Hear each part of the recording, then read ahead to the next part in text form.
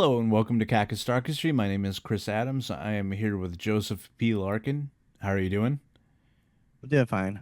How are you? Good. The Dodgers won the World Series, so I'm happy.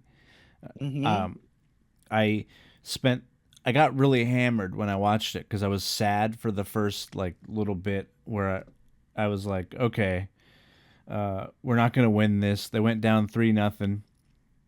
Toronto, or it was basically Canada was playing against the U.S.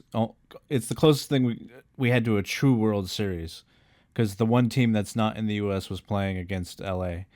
and so they go down 3-0. The Dodgers chip away. They come back 1 run, then they get another one, but then they Toronto gets 4-2, so they're still up, and I'm like depressed and sad because this is the last game of the season. It's do or die. There's no other games, and then I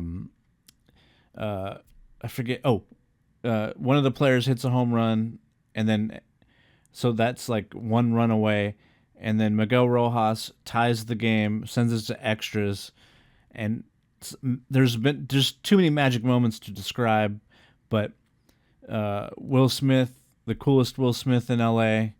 That's not my line, but that's somebody else's line. But his name is Will Smith.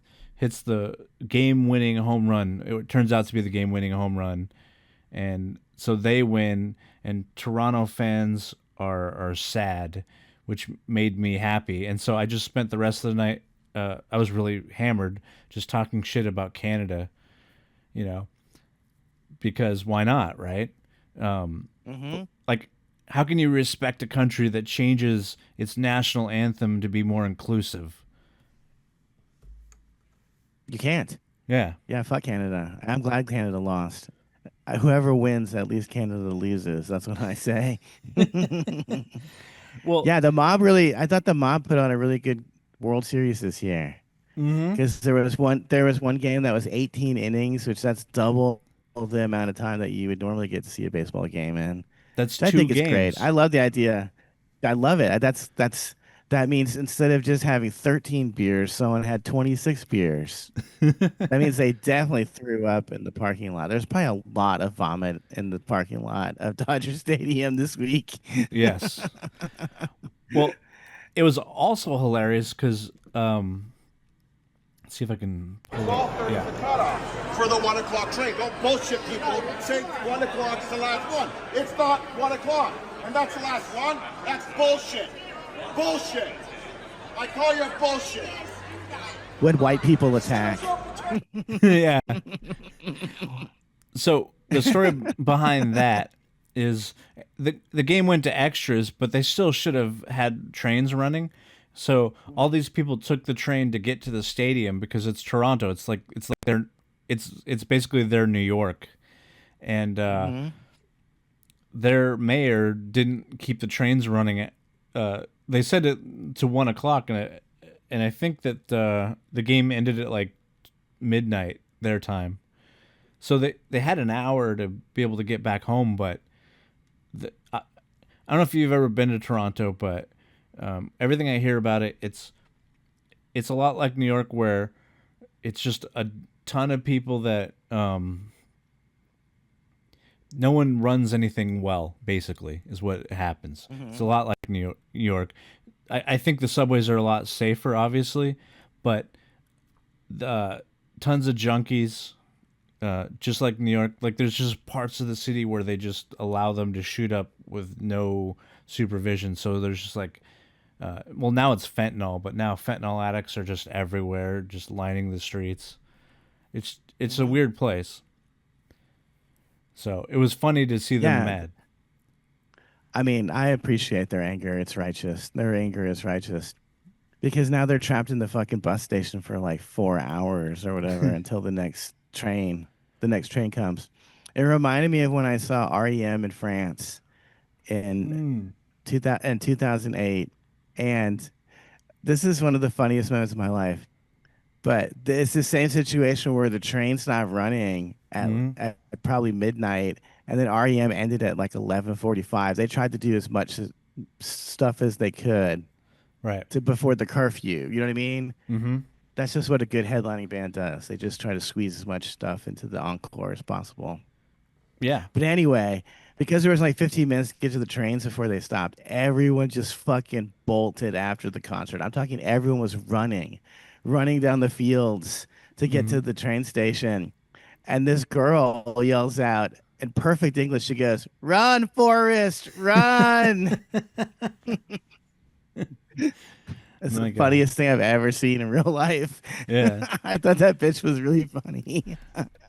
Also, that's 2008. So this is before Uber. This is when you were truly stranded. Like This is before nowadays. there were any Muslims in France. There was only Mm, like 10, they were only 10% of the population instead of 75% of the population as they are now. right. And but Anyway, it was harder to get a cab back then, right? It wasn't just like what it is now where you can just pull up an app and then you have somebody that you don't know that hopefully won't kill you on the ride home that says they're with well, Uber. they didn't have Uber yet because they didn't have any Muslims to do the driving yet. Right. See how that worked out?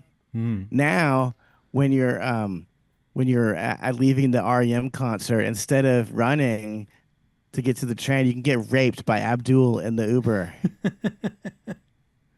That's progress, baby. Mm-hmm. Look at how far we've Every, come. everybody hurts except Abdul while he's raping you. You're the only one hurting in that situation. Yeah. Um, so I was happy about that. And then yesterday, I went and saw Goodfellas in the movie theater by my work. So I I show up early. I figure out how to get to the theater. I found one pretty close to one of the stops on the train line, and Hmm. I get there a little bit early, like about half hour early, because I'm a guy that I'm punctual, right? So the show starts at 7. I go to the bar and they have like a special where it's $13 a beer and a shot, like a draft beer and a shot of Jack, yeah, Jack Daniels. So Hmm. nothing spectacular, but I was just like $13 is actually a great price for a movie theater. I've never seen that. And I order it and the bartender is mad that I'm getting this special. But I'm like, you guys are advertising this special. I don't know. Not mad, but she just seemed very standoffish. And so I ordered two just to, hopefully give her a better tip or something. But it was just, I've never seen someone so, I don't know, you work at a movie theater bar. You'd think you'd just be happy with the service, right? And No, no, I no? don't think that. I think that she thought that she was going to be a movie star one day and that she would get discovered by someone. And then you showed up and ordered a beer. How fucking dare you? How Right. fucking dare you step on her dream? Well, yeah, because it was like the Culver movie theater. You know where like Sony Pictures is right around there. So yeah, she probably was pissed. But I mean, for sure, if you work there, you're definitely trying to meet some industry people, yeah, without a doubt. But also, no one wants to do their job. I don't care if it's the easiest job in the world. They still don't want to fucking do it. I don't want to do anything either. yeah. Look, I don't blame her. Like I've done customer service for a long time before I do what I do now, but and I get it.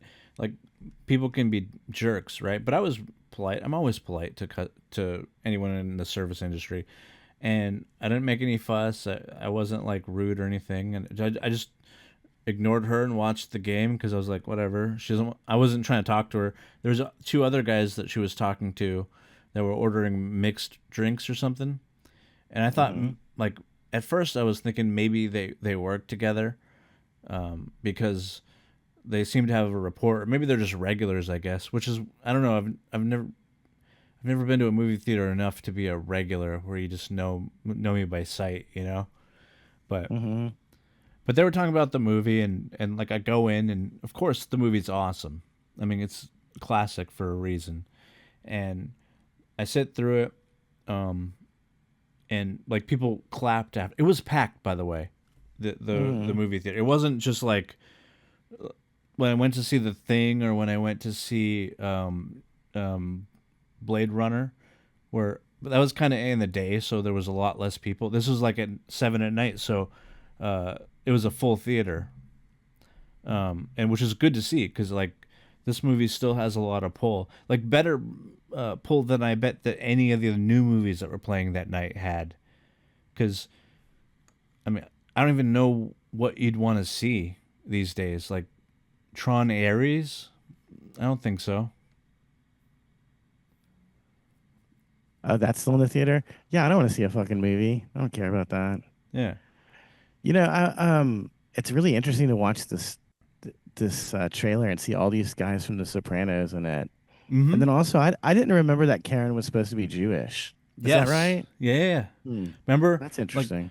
it's burned in my mind the line where he meets the mom and she goes, "I hear you're half Jewish," and he goes, "Just the good half." Hmm. But the mom is the mom in The Sopranos. That's Mm-hmm. Carmela's mom. So Yeah. is Carmela supposed to be Jewish? I'm very confused because I'm pretty sure all those people on The Sopranos were Italian, except for Jamie Lynn Sigler, who is Jewish. Oh. Okay. That's interesting. But I guess that this Goodfellas is less authentic than The Sopranos is in some Well, way. I guess Well, is in what fact, well, the one guy, no, the guy, there is one openly Jewish character besides Karen, I guess, and the mom, and that's the guy Maury, Cy or Maury. Is that his name is? the Because then wig guy. yeah, he's a straight up rabbi in The Sopranos. He's like a racial stereotype in The Sopranos, but and this one he's a different kind of racial stereotype. Right. That guy, right? Yeah, that guy. Yeah. He plays Maury, the wig salesman. I forget the real guy's name, but you can actually find his commercials on YouTube. They're very different, Mm-hmm. obviously, than what they made here, but he literally did sell wigs and like clothing and stuff, like suits. And I guess because of gambling debts, he ended up getting tied in with these guys. So Mm-hmm. one of the main things that they do is they either get you into some kind of gambling debt so that way you owe them. It's nothing like The Godfather where it's honor and whatever. It's not. That's all bullshit. They get you into Mm-hmm. debt so that you'll do some criminal activity for them, and then they have you once you're in debt because you're always going to be in debt to them. Mm-hmm. And so, you know that famous scene with the funny how? Yeah. Right after that scene, the waiter comes by and tells Joe Pesci's character that like you owe us $7,000, and then Mm-hmm. he beats the shit out of the guy, and then he like almost attacks the waiter as well. The what in the book, because I have the book as well. In the book, they explain that that's part of the scam. So it's like good cop, bad cop, but mafia version. So Mm-hmm. Joe Pesci's like the bad cop, spends a ton of money, never pays it off, threatens anyone that wants to try and get the bill. And Mm-hmm. then Henry Hill's character is the good cop. So he goes, "Don't worry, we'll go to Paulie. He'll figure everything out." And that was the plan all along. Mm-hmm. So he goes to Paulie, and Paulie pretends like he doesn't want to take a part of the business, but in reality, that was the whole scam. Is that Mm-hmm. Joe Pesci's the monster, and Paulie's the savior, and then now Mm-hmm. he owns his business. So Yep. yeah, so that's why Man, Ray, like Li- Ray Ray Liotta was an ugly fucking guy, and this is a movie where they actually smoothed over his acne scars a little bit. hmm He yeah looks crazy. Anytime he's laughing in this movie, he looks completely insane. Ray Liotta, may he yeah rest in peace. right yeah he had the acne scars from when he was young, right? That just never went away. Hmm. Hmm. So and he Yeah, I have some of those myself. mm, yeah, I'm lucky I never really had acne that bad when I was young. I got lucky in that respect, but um, You are lucky. Trust me, you're yeah. very lucky. You think a girl wants to date a guy who could give her firstborn son a face that looks like Freddy Krueger's? You know what I mean? I think some women would. No, They're no? I can tell you from experience that no women wanted to fuck me. Mm. They would rather fuck a bald guy than a guy with acne. I learned later. Mm. Learned later in life when I no longer had acne but was instead bald. They were like, "Yeah, we'll take that instead. Yeah. That's preferable." hmm Yeah. It's that is a rough thing, and I don't know how people deal with it, but uh, I just I was lucky in that way, but I was also like short, so I guess everything evens out. Mm-hmm. There are Yeah. no like no one truly has everything. I'm sure some people do, but um, oh, I wanted to bring this up because you sent me this a little bit ago, and this is the Kill Tony thing. Guys, we're going to bring out a guy who can't stand Christmas. Give it up for the Grinch. This is not Kill Tony. I'm sorry? Clear up. This is not Kill Tony to clear up. This Oh, what is a thing. It was called a Willie Hunter Christmas. Oh, You can see okay. this on. It's still on YouTube. This is in the main room of the Comedy Store. And so everyone on this program except me and like two other people are paid regulars at the Comedy Store, and everyone bombed except me. That's how this is how it works in the city.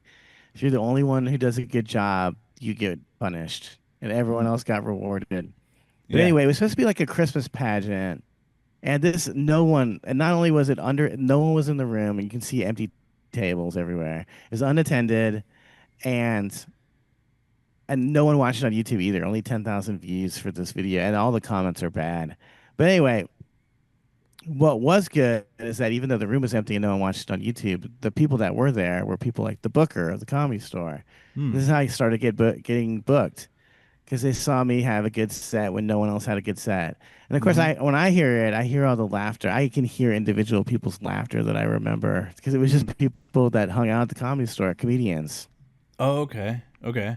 So yeah, I didn't even remember that Tony went up on the show, to be honest with you. But I guess this is where Tony first fell in love or whatever, is when he first started to notice me. And of course, I didn't notice him at all. Poor guy. I And so I was standing in the back behind the curtain there, that big red curtain over there on the Okay. right. So Okay. I watched the whole show from the back. I showed up late, of course. So I don't know how it began, but I showed, and then, of course I don't remember anything about Tony. So let's watch it, I guess. Let's see what Tony did. He's supposed to be Okay. the Grinch in the Christmas pageant. Oh, okay. Now I get. I was confused when I kind of like went over this, but all right. Thank you, everybody. Yeah, there's no makeup. You're exactly right, Bill. It turns out the production quality here at the Willie Hunter Show isn't exactly up to par. But I wore all green. Anyway, it's supposed to be funny because the Grinch is a hateful guy. I'm very unlikable. That's not true. You guys like him, right? Oh, no, they don't like him. No, I don't like They you. have to do that because I'm part of your show and we're all up here beating a dead horse. I mean, the joke has now become like, we're like, I mean, You know, like once the joke ends and you just keep joking, then the joke comes back. No. if you just keep wishing, I guess that makes it true. That's Hollywood Pause for you. it. Just keep selling it. Man, it's just a bomb fest. And Bill Burr was pissed the whole night. He doesn't talk very much. He was not smiling. The first time he smiled was when I got on stage and started talking. I mean, shit, dude. They all just embarrassed themselves in front of Bill Burr. But of course, Bill Burr put them out on the road and put them on specials and shit. Not me. I'm not on any Netflix special. But just so you know, if you do well in front of Bill Burr, it won't be rewarding you either. Right. Well, None of them will. at this time, Tony was in with Rogan, right? So, This is probably right before that. This might even be before Kill Tony happened. oh, okay. Yeah. I again like just viewing this real quick because I only viewed it right before the show. I was very confused as to what was happening and why, like what was going on. And yeah, you're right. Bill Burr the didn't. audience didn't understand what was going on either. People on stage didn't understand what was going on. Yeah, because no one's. If you're gonna do it like a character, I don't know. Don't just. He goes, I wear them green, but you're. I don't know. Whatever. It looked lazy. Well, I can't. Well, it is lazy, but I can't comment on that because I also did not dress up and just wore my street clothes. So it doesn't. It's not like I can. But here's can the speak on difference. that. The devil can take any form. The Grinch has a look. Well, maybe, but the difference is I was funny, and then he just wasn't. And right, you're right. He was lazy. Yeah. That's so And funny. I if thought he was you- supposed to be good at roasting. He's supposed to be Mr. Roaster. Why doesn't he just roast the show? Say something funny, dickhead. I don't know. He got some a few laughs here and there, but you know. be okay in the end. But that's what the Grinch would say, right? I mean, I'm not the only person that hates this season of Whitney. Am I right, people? And I mean, I just can't believe she forgot to take out the bag of stuff out of the turkey before she cooked it. Just the goddamn wackiest thing I've ever seen. I mean, you had me season 1. I was locked and loaded. I saw those billboards and I'm like, you know what? What is he talking about, by the way? He's talking about the sitcom Whitney, which I guess was on TV at the time. This is okay. painful. What is he even talking about? I don't know. Notice they will not cut back to Bill Burr because he's not enjoying himself. They never cut back to him until I'm on stage. This is rough, though. Can you take a little more, or do you want to like move on? I want to see a little more. I want to see if Bill Burr says anything to him. Okay. The future of comedy. You had me convinced, but season 2's taking a turn. Is Whitney here? Is my career over yet? I think I just got axed out of show business for making one Whitney joke. But that's what the Grinch would do. It's not you, it's the Grinch is saying this. Right, It's exactly. It's It's an a incredible character. acting performance, what you're seeing here. This Right. isn't this man and his thoughts. This is what the Grinch would say. It's the Grinch. Even Bill knows that Whitney runs this town. That's why he's defending me right now, everybody. If you don't know what's going on, he's saving my career, and I appreciate that. I just know she's tall enough to step on you. That's true. She is. She is that too. God damn it. She's just got it all going for her. Anyway, Earl. Hey, what's up, man? Are you talking about Whitney Houston? Yes. You have a TV show. Well, I want to thank you guys for letting me be part of the Christmas pageant. I've been Tony Hinchcliffe. Come on, guys, give it up for Tony Hinchcliffe. Can you take one of the presents too? Like you're like the Grinch. You're brilliant. So, yeah, I'm glad all these I unfunny people banter. yeah. So I'm glad unfunny. All of them are unfunny. I'm just happy that I wasn't the only one confused when he was The talking people about. on stage didn't know what the fuck was going on either. Yeah. Tony Grinchmas. Mm-hmm. Oh, there we Hey, go. who's this handsome fella?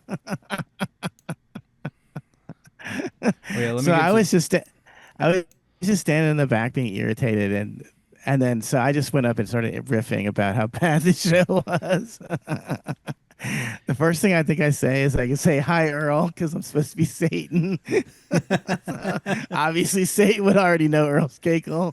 Let me see if this is the introduction. I think it is. I don't feel like sitting anymore.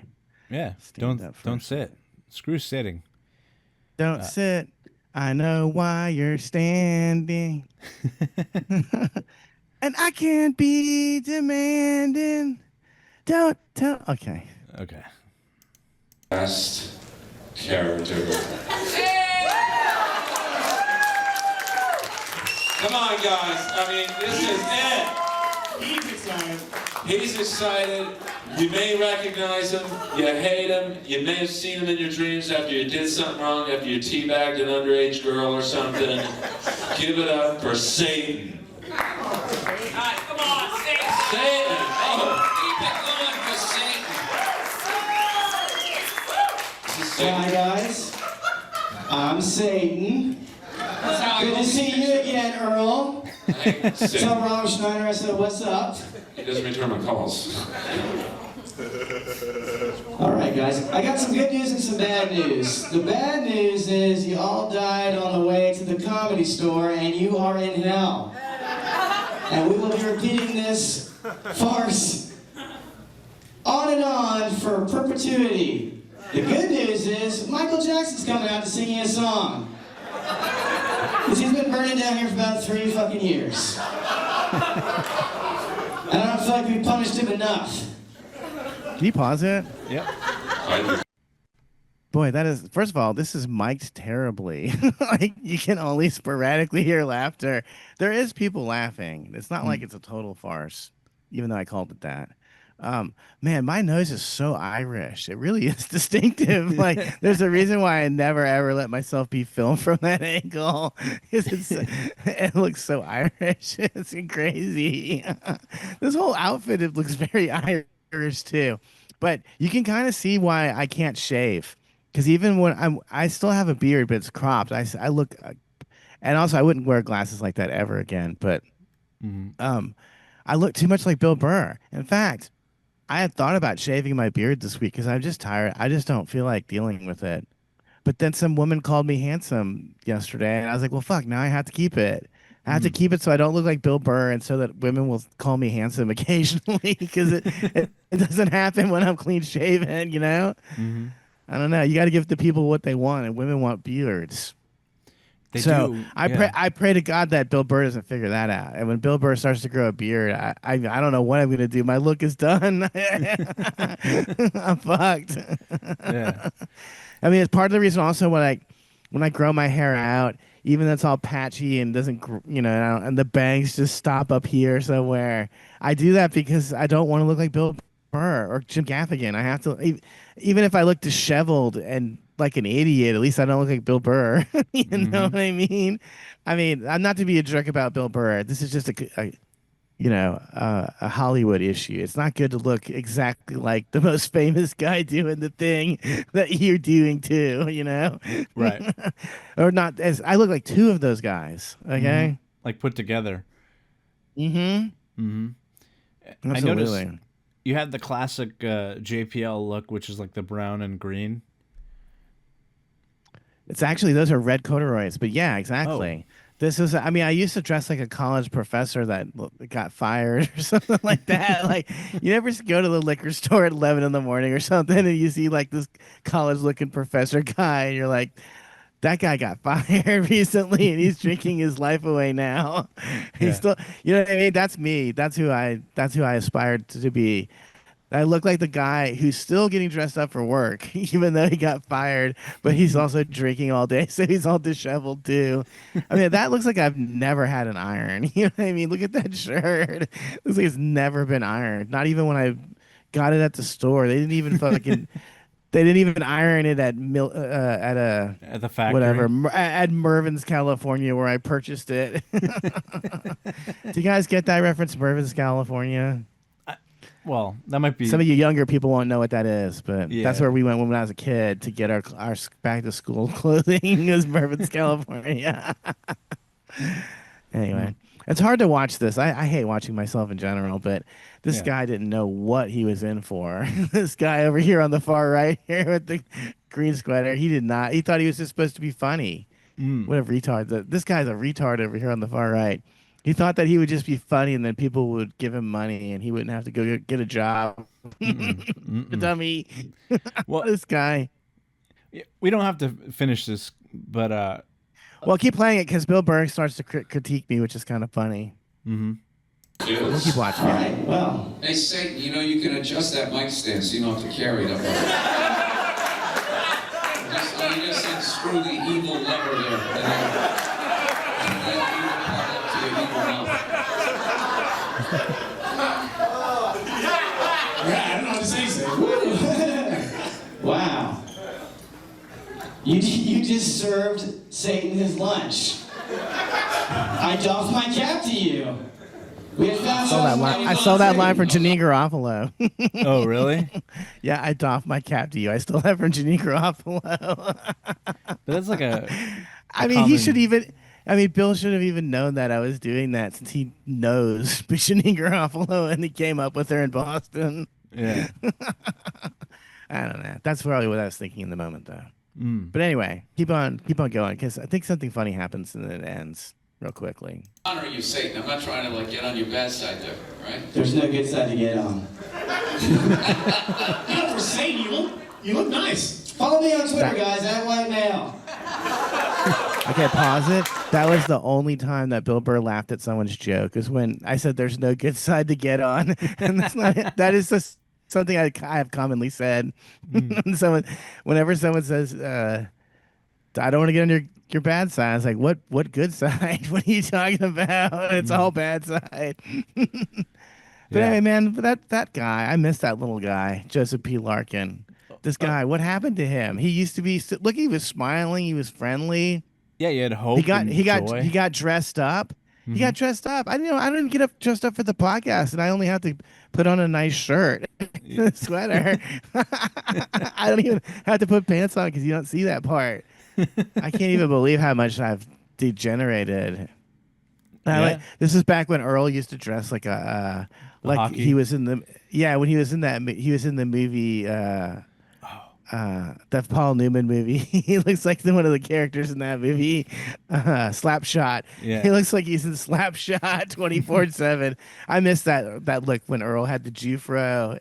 And he would always wear hockey gear, not just the jersey, but sometimes the pants and shoes too. The first time, I'm gonna give Earl some props real quick, because the first time I ever saw him was at the Liquid Zoo, and he dominated that room, and I was so impressed because I was like, I've never seen anyone have a good set there. And so I walked up to him afterwards, and of course I started making fun of him for dressing like a clown, basically in his hockey gear. And then I was like, man, that was the best I've ever seen in this room. And then he told me that he actually started that room back in the day, because I always thought that room is so shitty. I used to think it used to be a strip club, because that's what the staging area looks like, right? Like a really crummy strip club. Mm-hmm. I don't know. No, I think it was always a dive bar. Maybe It's another place that's not appropriate for comedy, and yet it has had comedy for like 20 years there. Mm-hmm. You used to be able to, or at least Jerry and I would go up and we'd be able to do okay in that room. Like, I had my moments, yeah. I mean, I was more lucky because like the bartender would smoke me out and would try to get me to go take LSD with her. mm, Really wasn't about getting better as a comedian for me. It's about some fat girl offering me drugs. That's why I went there. right. Oh, I wanted to say the whole point of us showing this Bill Burr thing is, well, first of all, I want you to know that I have actually interacted with Bill Burr. There's proof. And Tony too. I'm not just talking out of my ass when I'm critiquing them. I know these people and I don't like them. So you should know that if you hate them from just watching them on TV, try interacting with them in real life. They suck even worse. Mm. That is. But I also wanted to, I wanted to say this for people that are trying to be a comedian or they are a comedian. It really is. This is how it works out. It's completely random unless you're willing to suck dick. Because the reason I got on this little showcase was because I was friends with the guy who was directing it, and I had met him at some other open mic. And in fact, everyone here I had met at other open mics. Mm-hmm. That's how they knew who I was and vouched for me. Right. And it was because Bill Burr was there. It's the only one of the very rarely does the booker even watch any shows, but because Bill Burr was there, the booker came and watched. And so once I got seen by the booker, and he also saw me at the open mic a couple times, I just started getting put up at the end because he always watched me after he saw me at this thing, because I made Bill Burr laugh. And it's pretty funny because we watched a big chunk of it. I mean, I will never make you all watch an hour of this because it's a nightmare. But you saw how unfun it was. No one was funny. No one got any laughs. And I don't even think I was funny either. I just think that I was less unfunny. Mm. And that really is all. That's all you can do. All you need. Yeah, that's all you need. Well, that's all you need to do. Mm-hmm. If no one else is funny, you just have to be a little bit funny. That's also I got a big lecture because I left the stage so quickly and didn't keep bantering because I was getting laughs. But whatever, you got to leave them wanting more. You can't just stay up there until you start bombing. That's what dumb people do all the time. Yeah. But yeah, after the show ended, Bill Burr walked right back to the backstage area and walked right up to me and said, "Hey, you were funny." And I said, "That's right," or something like that. I just turned around and walked away. There was some kind of like comedy fan in the backstage area, so I just left him alone with the comedy fan like a jerk. Hmm. Interesting. But that's another thing. I mean, if I were a good comedian, I would have just networked the hell out of that. I would have been like, "Yeah, that was great. Hey, you want to see me do it on tour with you? I'll watch you jerk off if you want." Billy C.K. Yeah, I've been thinking a lot about that Louis C.K. stuff, and it's like, it's kind of the perfect crime, because who the hell's going to call the cops over a guy jerking off in front of you?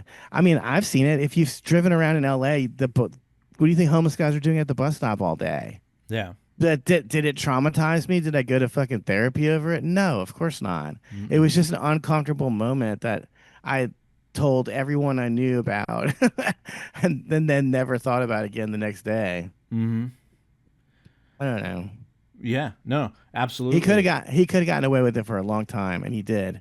That's why he got away with it for 20 years. Because most people are like, I can't really. Can I go to the police over this? It's kind of like that story I was telling where I said, "Is it rape?" I mean, should I go to the police over this? I don't think so. I just don't think it's important enough of a crime that I should go to fucking police about it. I mean, I won't even go to the police about my neighbors. Why the fuck would I waste my time going to the police over a girl who had sex with me without my permission? Yeah. You know what I mean? Whatever. Right, but I also have this video from Leslie Jones that you sent me. Wait, let me get my lube. I gotta get my lube out. Dumb. Like the Tony Hinchcliffes, and I'll say it, cause fuck that bitch ass bitch. Your fucking mustache make you look like a Puerto Rican porn star. Go fuck yourself, you little antsy bitch. And go get your herpes taken care of. Sorry. It's okay. You can cut that out. I think we'll probably keep Yeah. it. Oh, That's the only time I've ever agreed with Leslie Jones. She's right. He needs his herpes taken care of. Dude, if you're so vile that Leslie Jones calls you out for being vile, like you're gross. She says you look like you have herpes, okay? She is herpes, okay? You look worse than Leslie Jones. And even Leslie Jones can say it, and we all agree. Fucking A. Boy, everyone just hates Tony. It really is. I could go back to the Comedy Store, I think, because they hate him so much, and it's all because of that stupid Trump thing. Did you get the Trump thing? Yes, I absolutely did.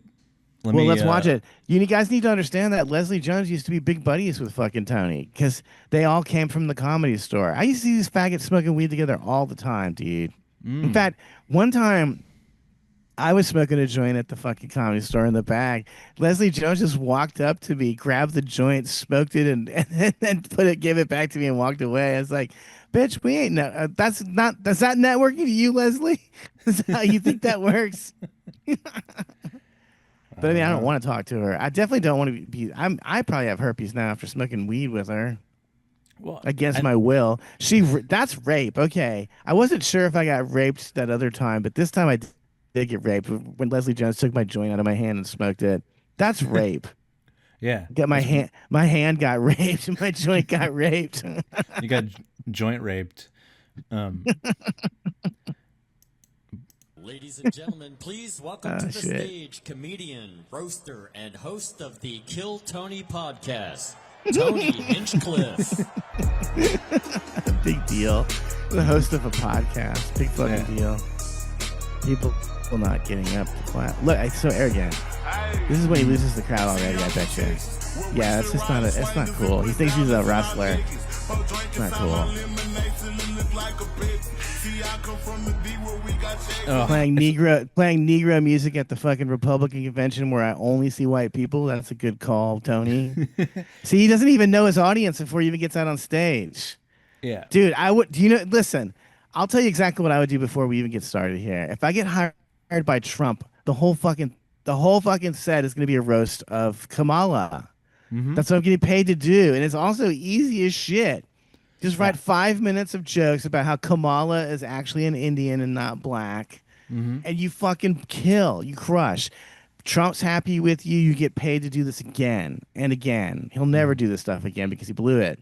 Yeah. Here's completely. What you do. You go up. You make fun of yourself a little bit. You say something like, "Hey, what is this Puerto Rican pimp doing here?" Or whatever Leslie Jones called him. I forget. Whatever. Puerto Rican porn star. What is it? Hey, what do they have, a Puerto Rican porn star speaking at the Republican National Convention all of a sudden? What's going on here? And then you go, yeah, well, Trump would fit it right in at the porn convention, eh? Donald Trump and porn sounds like they fit together. Stormy Daniels, you just do a little light ribbing of the president. You don't say anything that's actually bad. You basically just told everyone you fucked a porn star, and they go, "Ooh, that's right. He gets pussy." And then you just do 5 minutes of Kamala sucks and the Democrats are gay material, and you crush and you earn your money and you get paid to do it again. Tony is way too arrogant and too self-important to do that. He's too self-aggrandizing to just do his job. So he tried to make the whole thing about himself. It's all about Tony now. It's not about Trump. It's not even about Kamala. It's all about fucking Tony. Tony this, Tony that. All right, let's get going. Madison Square Garden, how we feeling, huh? Stop. Wow. First mistake. Stop. First mistake. Never ask the crowd how they're feeling. You tell them how they're going to feel. We're going to have fun tonight. This is Bill Hicks's #1 rule. You never ask the crowd how they're feeling. Obviously, they're feeling good. They're at a fucking comedy show and they're drunk. Well, he addresses sort of that here. You dictate that to them, what they're going to feel, and what they're going to feel is fun. Okay. Never ask the crowd how they feel. 17 years ago, I was sleeping in my car behind the Comedy Store in L.A., and I'm proud to say this is my 4th time performing at Madison Square Garden, the most famous arena in the damn world. Who cares? He makes it about himself right from the get-go. Right from the get-go, he makes it about himself. Yeah. But he tries to save that, but it doesn't work. Live and well, right here. This is very different than where I'm used to performing, though. I'm used to nighttime with people drinking, not so many babies in the crowd, and people that are obviously only here for Lee Greenwood tonight. Normally, I don't make my political beliefs this is brutal. a known thing. See, you know how I was asking before, like, if it was properly mic'd? I'm going to ask again, was this properly mic'd? Dude, nothing is getting laughs here. But the problem is with the other one, you can say we don't know if it was properly mic'd because we never see the crowd. Right now, we're watching him bomb, and we can see, without even listening to the sound, that he's bombing. Look at that girl. Look at that guy back there. They're not even looking in his direction. They're they're just staring off into fucking space. They're not even talking to each other. That's not good. This is a bombing right from the fucking get-go. What's he doing talking about himself at the Trump rally? I don't even know. I don't know why. That's so puzzling to me. Okay, let's hear some more. It's divisive for a comedian to do that, but just know I sleep well at night knowing who I'm voting for. Yeah. See, that got a reaction. Yeah. When I lay down and my head hits my pillow. And that, like that, they understand what that is. It is a fantastic pillow, by the way. I was staying at the Four Seasons up by Central Park one night, and I laid my head down, and it felt so People good. talking in the background. What an amazing pillow. I have a little bit of money now. I could buy a good pillow. And I took the pillowcase off, and there it was. My pillow, my pillow, my pillow. And damn it, I bought 4 of them. And if you use the promo code KillTony, you can also buy 4 my pillows. Wow, There's that's a serious bomb. stuff happening. Yeah. That's terrible. What was that? What was that even about? Was that a joke? It was the My Pillow thing's dead.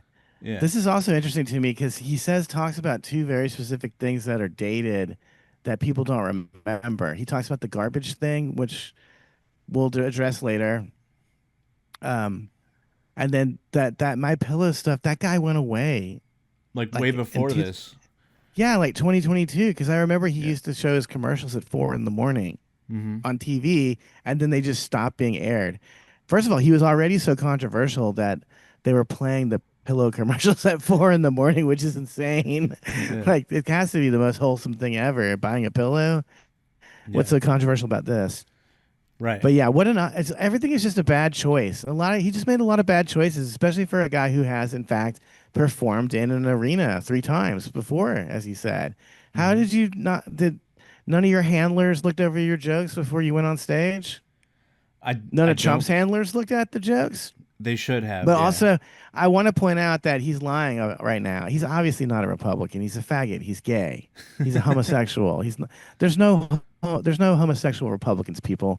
Once you start putting things in your asshole, you stop being conservative, okay? Mm-hmm. That's why is this even up for debate? Like, once you put anything in your asshole, you're gay now. You're not conservative.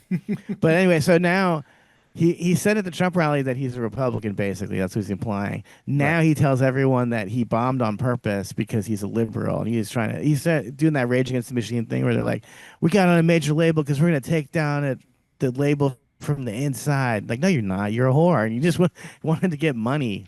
Right. It's the same here. Tony will tell you he's anything. If he went to a libertarian party, he would say he was a libertarian. Mm-hmm. Whatever. Yeah. Well, yeah. Let's listen some more.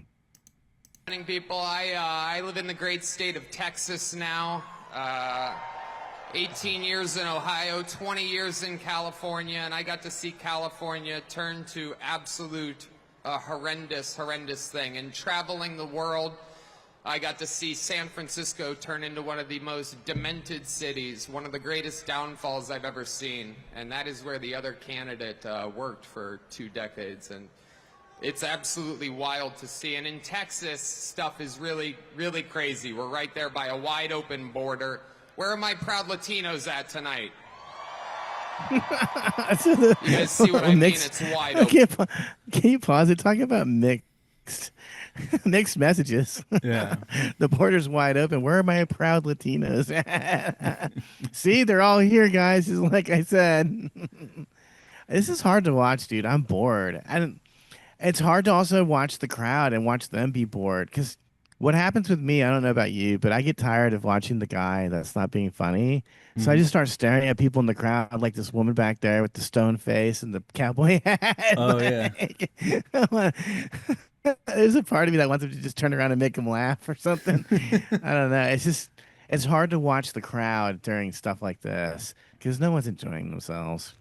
Right. It's not good. Yeah. They're okay. All right. We'll continue. I guess. And there's so many of them. It's absolutely incredible. Believe it or not, people, I welcome migrants to the United States of America with open arms. And by open arms, I mean like this.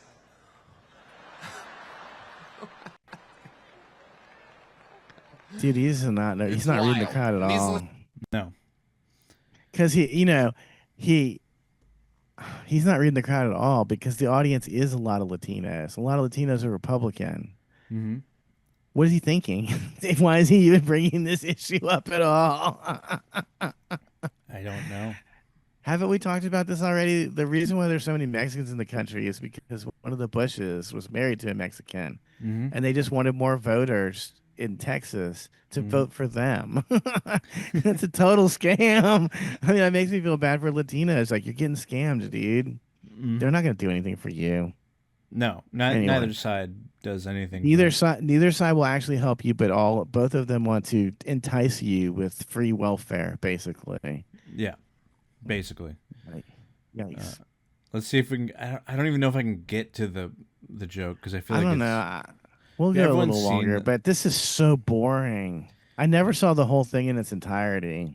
It's actually all this is worse than the joke that got him in trouble. Mm-hmm. Like, I didn't care about that. I care about like how just boring it is. Latinos, they love making babies too. Just know that. They do. They do. There's no pulling out. They don't do that. They come inside, just like they did to our country. He seems so uncomfortable, doesn't he? Republicans are the party with a good sense of humor. Free speech is under attack, people. I host a show, and each week I get updates what words we're allowed to use and not use anymore. It's coming up, I think. It's happening right now the past few years. It's a real thing. And, you know, used to be able to tell people to Google stuff. My mom's a boomer in the state of Ohio, and there's no convincing her of anything. She's eating the cats. She's eating the dogs.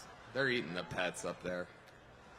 Okay. It is absolutely wild times. It really, really is. And, you know, there's a lot going on. Like, I don't know if you guys know this, but there's literally a floating island of garbage in the middle of the ocean right now. Yeah. I think it's called Puerto Rico. Okay. All right. Okay. We're getting there. Again, normally I don't follow the national anthem, everybody. This isn't exactly a perfect comedy setup. Just pause it real quick. We might have to stop after this. But yeah, he's acknowledging that he's bombing. It's so interesting because he went on 4chan every day for a month after this, all day, and posted the video and said he killed. He's such a weirdo. He wanted to convince 4chan that he's cool. This is about as funny as his first Netflix special that he buried. This is so much worse. This is unbelievable. Yeah. But in both cases, he acknowledges that he's not doing well, which I find fascinating. You should just never do that on stage. Yeah. Just pretend like you're a fucking amazing artist. I'm not going to tell you that I'm bombing. You already know, first of all. But you don't want to convince them that they're right. No, never. And he's like you know what it's because it's what he's used to doing at Kill Tony. So he's using the Kill Tony muscle to try and win him back, but it's just kind of he should know this. He's performed at this place before. When you do bigger venues, you have to be more theatrical because you're playing to the cheap seats, right? So and the laughs, if there were more, it would come in waves. So you would kind of see it roll. You know what I mean? It would be like this effect. And he's not like, there's no waiting for any laugh. I mean, obviously he's not doing well, but if he was doing well, you would feel the wave. And he's not riding that wave of laughter at all. Yeah, he's not getting any momentum. That's why he keeps commenting. He's stopping and commenting on how bad it is, which you should never do, which I, of course, do all the time to you. It's just hard not to when it's like I can. He's twisting in the wind, dude. I can feel his pain when I watch this. I can feel it. He's shocked. He's shocked that he's not killing. He can't believe it. He can't believe it. He was so sure he was going to go out there and wipe the floor with that fucking crowd. Well, that's what that whole like the whole. I know exactly what he's trying to do. It's like what wrestlers do, but you're not a wrestler. You're not. No one knows who you are. The smart move would have been to put on a dumb "Make America Great" hat with your suit. I think the suit's the only smart thing he did was getting dressed up. Right.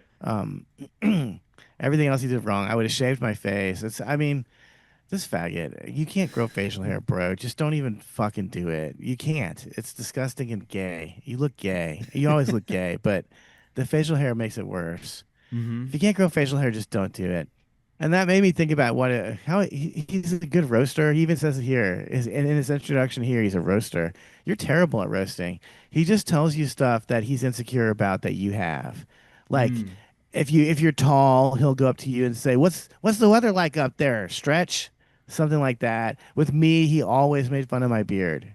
And it's like, dude, I know you can't grow a beard. You're just insecure that I can grow a beard. This is a compliment. As I said, a woman this week told me I was handsome, and it's because of this fucking beard retard. No one is looking at my beard thinking, I wish you didn't have that, or I hope I don't ever grow a beard like that. Tony would die to grow a fucking beard.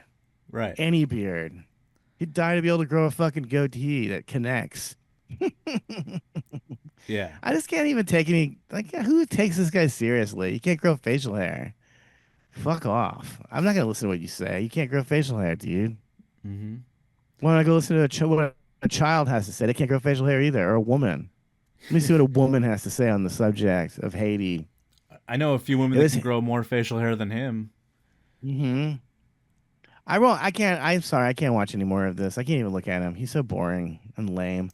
Comedy is so boring. I hate safe, edgy comedy like him and Nick Mullen and Joe Rogan. Nick Mullen is the Cumtown guy. Oh, right. Okay. Yeah. All this that's what's edgy to them. Talking about cum. I don't want to talk about cum. I mean, I don't talk about cum with girls I'm having sex with. Why would I want to talk? I don't know. Imagine spending an hour a week talking about cum or whatever. What's going on? I don't understand what's supposed to appeal to.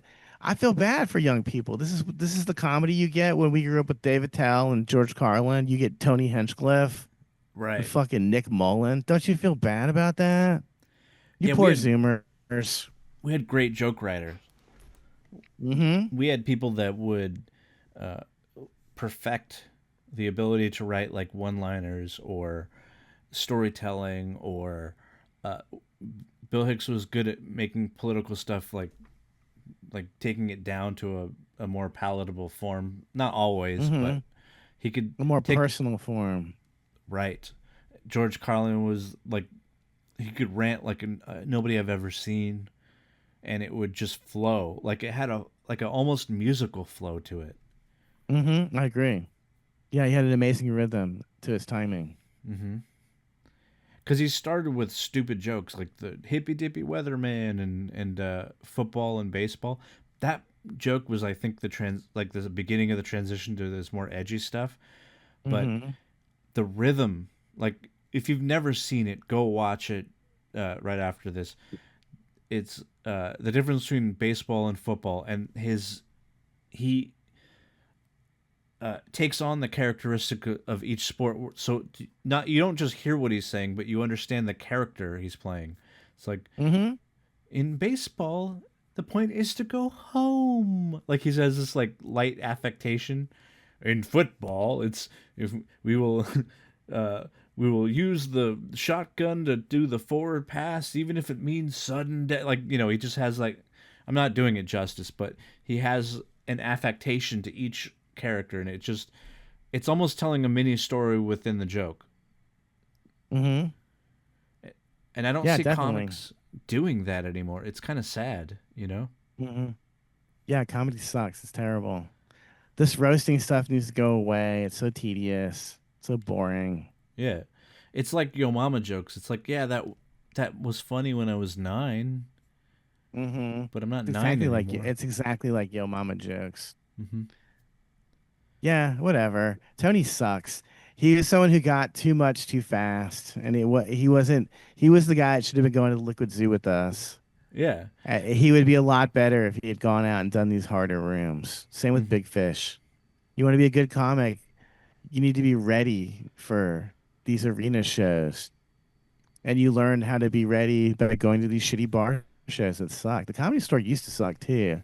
Yeah. So that was probably pretty good stage time to learn about how to be a good comic. But he didn't learn anything somehow. Well, he learned how to be a fucking thing. He learned how to be arrogant, which is good, I guess. I mean, you get pretty far actually with arrogance in this world. Women like it, for instance. Yeah, they very much respond to that more than like humility or humility mostly. They definitely don't like self-deprecation. Don't ever do that around a woman. And listen to the way they self-deprecate. The way a woman will make fun of herself is she'll say something like, "I'm kind of a big deal."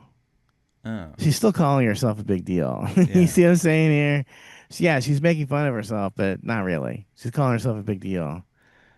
If you're a guy and you say like, "I'm a stupid idiot and I suck," that's a great way to get women not to fuck you. Yeah, I know.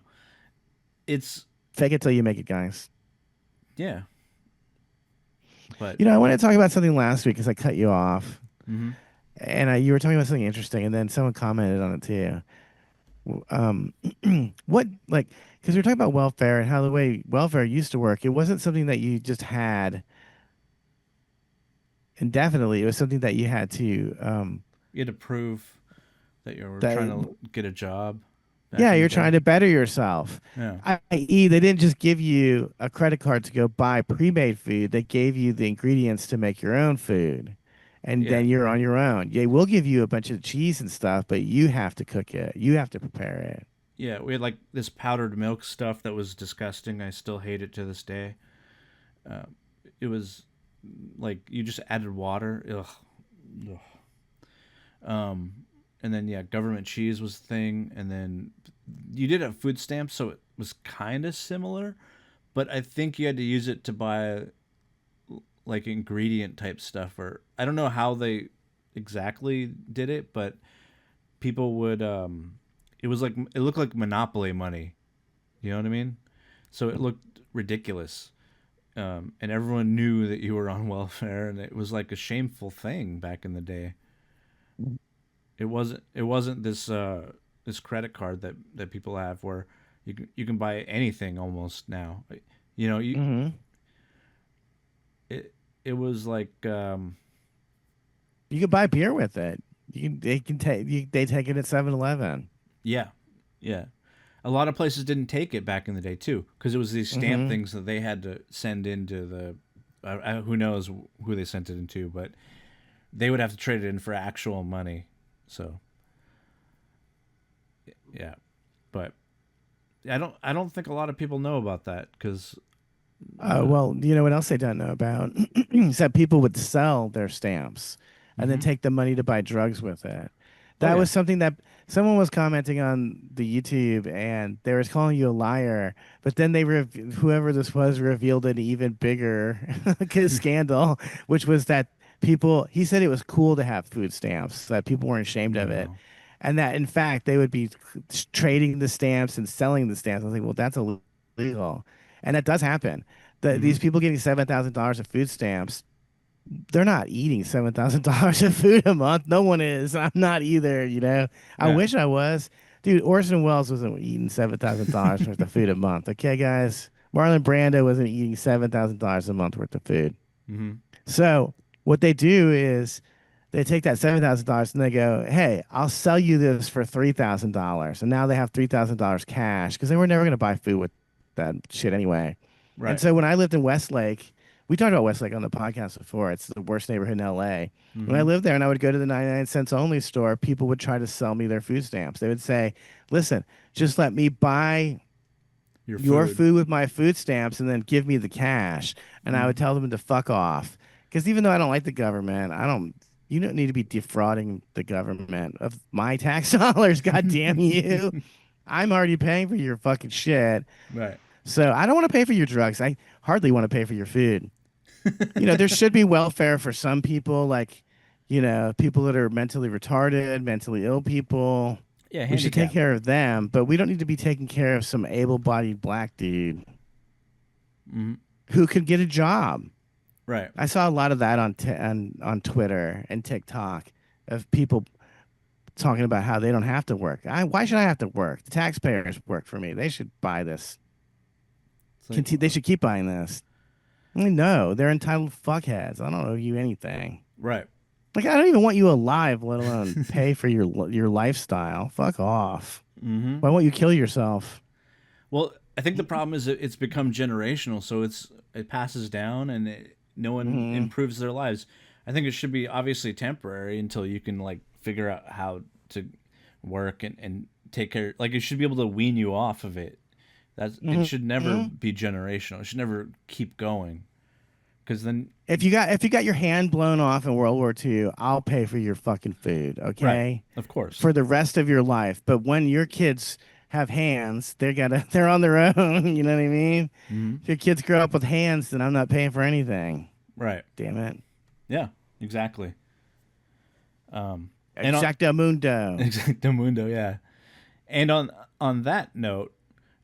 We've reached the hour, but yay, yay! It's over, guys. Finally.